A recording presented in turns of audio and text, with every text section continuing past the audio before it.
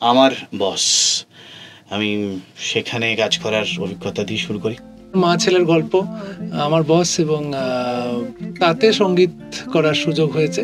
আমার বসের যে চরিত্র, তাদের যে অফিস, এই ঐশ্বর্যও আছে সেই গানে।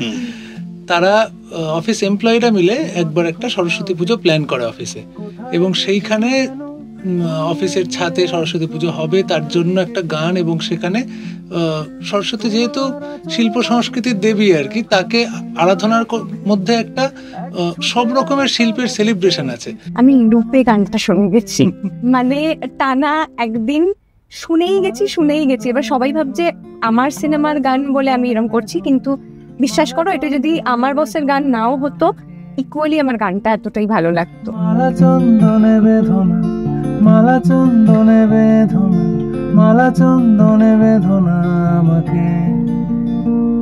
আমি অফিসে আছি একটা মিটিং এর মধ্যে, তখন হঠাৎ ফোন এসে বলছে যে আচ্ছা এটা একবার শুনে দেখো তো, এই নোটটা তোমার লাগছে কিনা।